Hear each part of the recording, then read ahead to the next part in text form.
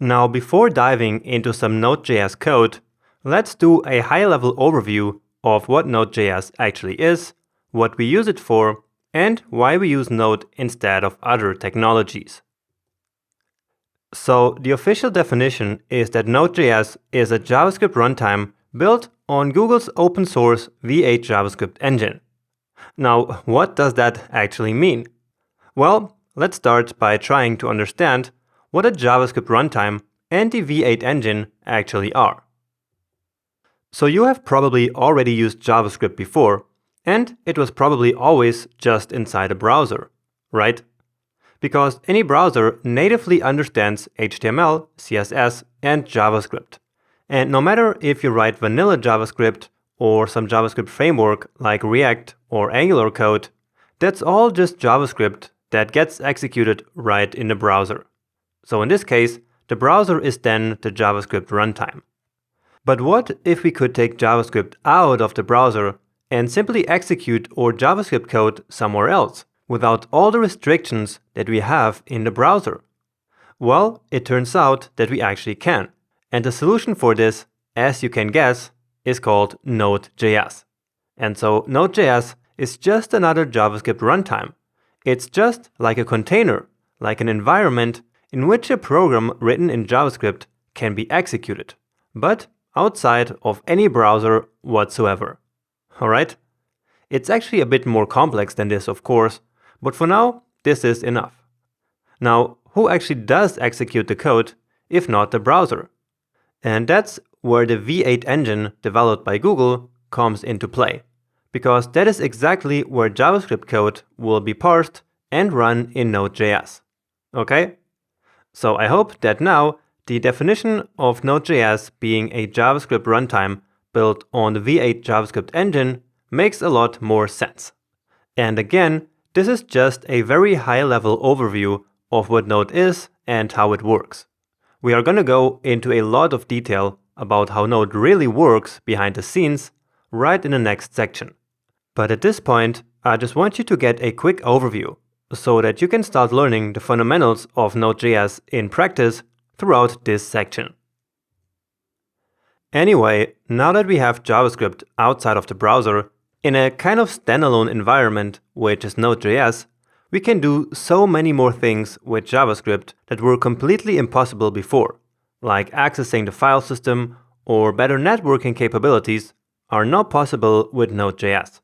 And all these factors together give us the perfect conditions for using Node.js as a web server, meaning that now we can finally use JavaScript on the server side of web development in order to build fast, highly scalable network applications for powering the backend of our websites or web applications.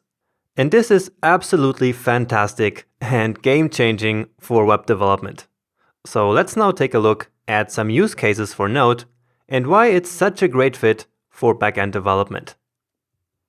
And the first thing that we need to talk about is the fact that Node applications are so fast and so scalable because Node.js is single-threaded and based on an event-driven, non-blocking I/O model, which makes Node.js very lightweight and efficient.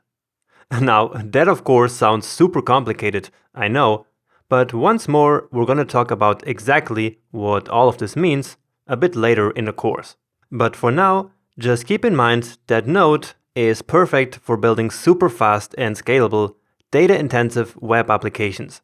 And that makes Node.js a perfect fit for building all different kinds of applications, like building an API with a database behind it, and preferably a non-relational NoSQL database like MongoDB.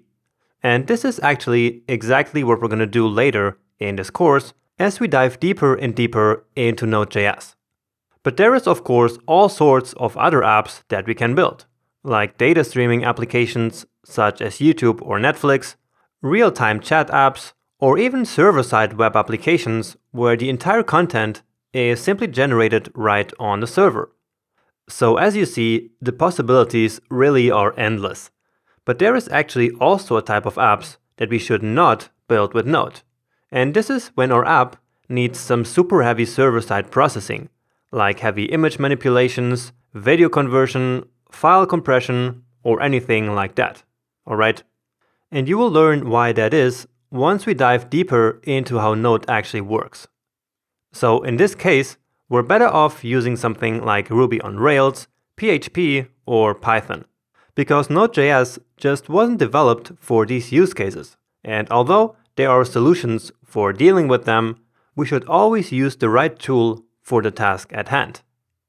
Okay, so these are the types of applications that we can and cannot build using Node.js. And if you choose to use Node, well, then you are in good company, because many top companies like Netflix, Uber, PayPal, eBay, and many more have already started using Node.js, which really proves that the technology is stable enough at this point to be used in production. Now, of course, there are more reasons for using Node, and the biggest one is probably that using the same language across your entire stack, both on the front end and the back end, is a lot easier for you or for your team. First, you don't have to learn a new programming language for building your backend, and also you don't have to keep switching back and forth between languages, which will make the entire building process faster and more efficient. Believe me, it's really amazing to be able to use JavaScript to build your entire application from start to finish. It's absolutely fantastic, really. And another great reason for using Node is that there is a huge library of open source packages, or modules as we can also call them, available for everyone for free. It's called NPM, and you've probably heard of it or even used it already. And of course, we're also going to start using packages right in this section. And finally, it's also good to know that there is a huge active community of Node developers out there that are constantly improving Node.js and helping beginners like you. And so you can really rely on the technology for all your projects in the years to come. Okay, so that was a very brief intro and overview of Node.js and some of its use cases. So for the rest of the section, we will now use Node to create a very simple web server and build an extremely simple API so that you can get familiar with the basic principles of Node development.